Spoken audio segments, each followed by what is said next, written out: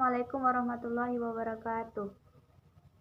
Perkenalkan, nama saya Yuningsi, NPM 2126010105, kelas keperawatan 1C, mata kuliah ilmu dasar keperawatan 1. Baiklah, di sini saya akan menjelaskan tentang keseimbangan asam basa. Asam dan basa. Asam, substansi yang melepaskan ion H+ dalam larutan. Asam kuat, asam yang dapat terurai dengan cepat dan melepaskan banyak ion H+ dalam larutan. Contoh HCl. Asam lemah kurang kuat melepaskan ion H+. Contoh H2CO3. Basa, substansi yang dapat menerima H+ dalam larutan. Basa kuat, basa yang bereaksi dengan cepat dan kuat dengan ion H+. Contoh OH, H2O. Basa lemah, berikatan lemah dengan ion hidrogen. Contoh HCO3-. Keseimbangan asam basa. Keseimbangan asam basa adalah suatu keadaan di mana konsentrasi ion hidrogen yang diproduksi setara dengan konsentrasi ion hidrogen yang dikeluarkan oleh sel. pH, power of hydrogen, adalah derajat keasaman yang digunakan untuk menyatakan tingkat keasaman atau kebebasan yang dimiliki oleh suatu larutan. Derajat keasaman pH darah manusia normalnya berkisar antara 7,35 hingga 7,45. Tubuh manusia mampu mempertahankan keseimbangan asam dan basa agar proses metabolisme dan fungsi organ dapat berjalan optimal. Prinsip keseimbangan asam basa. Istilah asidosis mengacu pada kondisi pH 7,35 sedangkan alkolisis bila pH 7,45.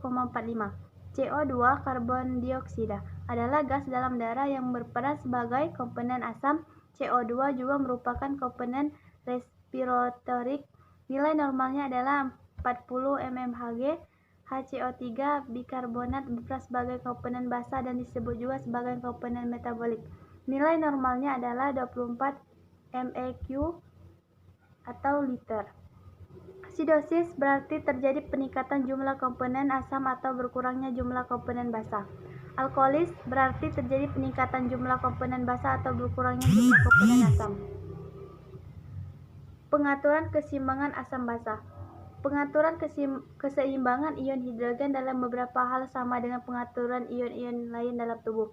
Contoh, untuk mencapai homeostasis harus ada keseimbangan antara asupan atau reproduksi ion hidrogen dan pembuangan ion hidrogen dari tubuh. Dan seperti pada ion-ion lain, ginjal memainkan peranan kunci dalam pengaturan ion hidrogen. Akan tetapi pengaturan konsentrasi ion hidrogen cairan ekstraseluler yang tepat melibatkan jauh lebih banyak daripada eliminasi sederhana ion-ion hidrogen oleh ginjal. Terdapat juga banyak mekanisme penyangga asam basa yang melibatkan darah, sel-sel, dan paru-paru yang perlu untuk mempertahankan konsentrasi ion hidrogen normal dalam cairan ekstraseluler dan intraseluler. Faktor yang mempengaruhi keseimbangan asam dan basa. Sistem buffer, sistem penyangga asam basa kimiawi dalam cairan tubuh yang dengan segera bergabung dengan asam atau basa untuk mencegah perubahan konsentrasi ion hidrogen yang berlebihan. Fungsi mencegah perubahan pH yang disebabkan oleh pengaruh asam fikut dan asam organik pada cairan ekstraseluler. Keterbatasan sistem buffer tidak dapat mencegah perubahan pH di cairan ekstraseluler yang disebabkan karena peningkatan CO2. Sistem ini hanya berfungsi bila sistem respirasi dan pusat pengendali sistem pernafasan bekerja normal. Kemampuan menyelenggarakan sistem buffer tergantung pada tersedianya ion bikarbonat. Ada 4 sistem buffer. Buffer bikarbonat merupakan sistem dapat dicair ekstrasel, terutama untuk perubahan yang disebabkan oleh non-bikarbonat. Buffer protein merupakan sistem dapat di cairan ekstrasel dan intrasel. Buffer hemoglobin merupakan sistem dapat di dalam eritrosit untuk perubahan asam karbonat. Buffer fosfat merupakan sistem dapat sistem kemilihan dan cairan intrasel.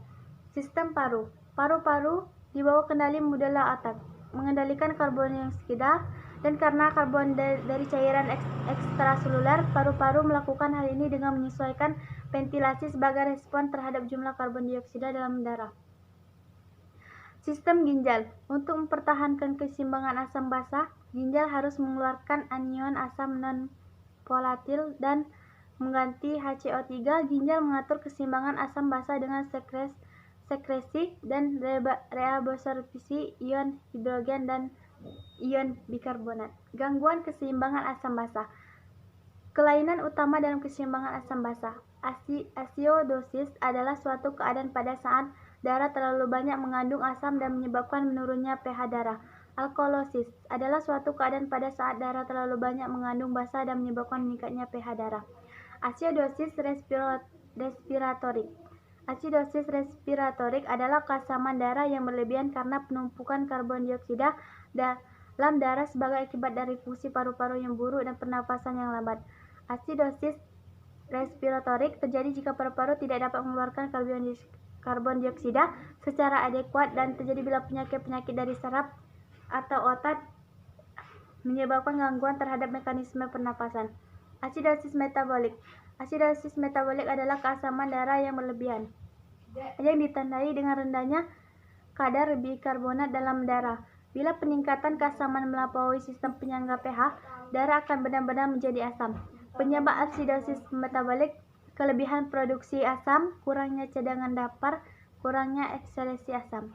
Alkoholis respiratorik.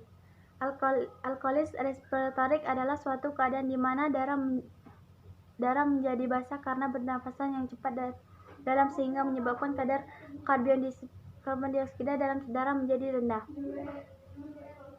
Alkoholis respiratorik dapat membuat penderita merasa cemas dan dapat menyebabkan rasa gatal di sekitar bibir dan wajah. Jika keadaannya makin memburuk, bisa terjadi kejang otak dan penurunan kesadaran.